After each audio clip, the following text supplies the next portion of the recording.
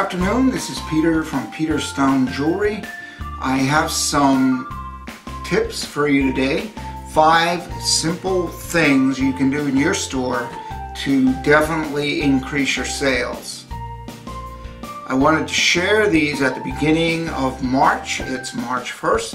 I think it's a good time to take a look at your store.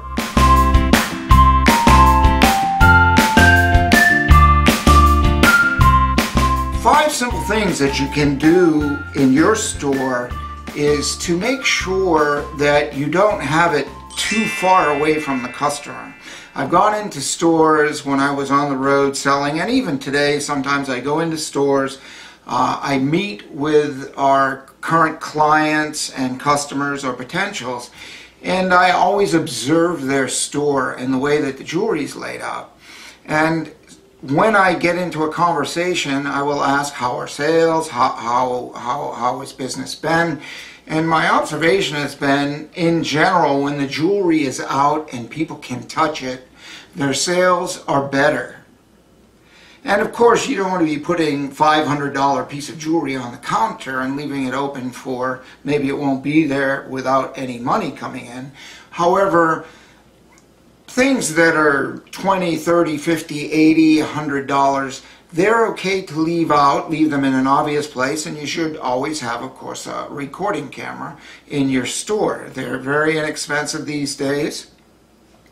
Another thing is a nice clean space. Your display should be organized, and if you have hanging cards, they shouldn't be crooked. They should be organized, cleaned up, and look representable. Any glass on the cases should always be kept clean. It's a simple matter when you come in your store in the day, or your manager, supervisor, or clerk. One simple function is to review the jewelry, make sure it's presentable, and that the cases are clean. You can see through the glass. The glass isn't scratched. If it's all scratched up, unless that's the feel of your store, kind of old, nostalgic, I would suggest that maybe even replacing the glass to lift the value of your jewelry. Thirdly, you want to consider your jewelry and any of your other inventory in your store as an investment. It's not the same as buying. When you buy things for your store, you're not really just buying them like you're going to the grocery store and buying food that is disposable, and you'll never get that money back. You'll get it in terms of energy. I suggest you eat good food. But you will also not lose the money you are spending buying. You should think in terms of investing when you come to the inventory of your store, the lighting of your store, the time invested in keeping your store neat and clean and orderly. So when your customers come in, it is a nice, presentable place. Fourth is a clean and shiny jewelry. And one test to find out the condition of your jewelry that's existing, or maybe you could have just bought something from someone else. One of the best ways to check on the quality of your jewelry in stock, whether you've had it for a week, 3 weeks, 3 months, or even 3 years. And if it's been 3 years, it's going to be tough to bring it back to a high shine. However, when you get a new shipment of jewelry in, take that jewelry out and go to some of the jewelry that's sitting on some of your displays and make sure, if it's silver I'm referring to, that it's shiny and bright, and look at it and see how it compares the new jewelry with your existing inventory.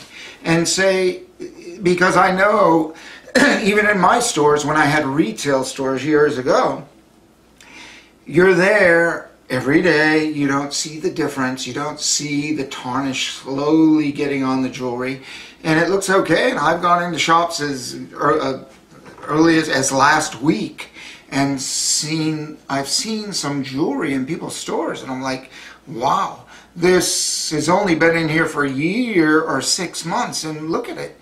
The condition is not very good. It's not very appealing to you or your customer, so I just suggest that you look closely. And if you've already got nice jewelry, but take a double check and keep it orderly, well lit. Consider all of your jewelry, all of the things that you buy for your store, whether it's clothing, accessories, jewelry, as an investment. And lastly, have a brightly lit store in the areas where your product is, where your jewelry is, where your clothing is, so people can see the beauty of it. And, you know, some people have bad eyesight to begin with, and others need that bright light to see the beauty of your product. And if they can't see the beauty and it just looks kind of second or third rate because they can't see it, it's in a dimly lit area or in a dimly lit case, just be aware of that. And most importantly, keep yourself lit and bright and alive. When people come in the store, they want to be lit and bright and alive. So the whole store should feel upbeat. You should feel upbeat. And these are the 5 things that I can give you for this week. Pay attention to those. That's touch the jewelry, so your customer can do it. A clean space, display, clean, invest. Consider yourself an investor. And again, a brightly lit store, a brightly lit you. Most importantly, keep the smile, keep the energy up. The people will feel it, they'll be invited, they'll spend money. Make your time in your store yours and worthwhile, so that you can take the time when you want to take the time off and enjoy it. These are my tips for this week. Thanks very much. We'll talk to you next week. This is Peter from the group of Peter Stone Companies saying we'll see you next week with some more important tips. As well, you can go to any one of our other videos and see more in-depth detail about any one of these subjects and how you can look deeper into it and how we can help you to benefit from any one of these and a variety of other details that we have to help you grow your business and be the star on the street or the star online that you want to be for your store. See you next week. Thanks very much.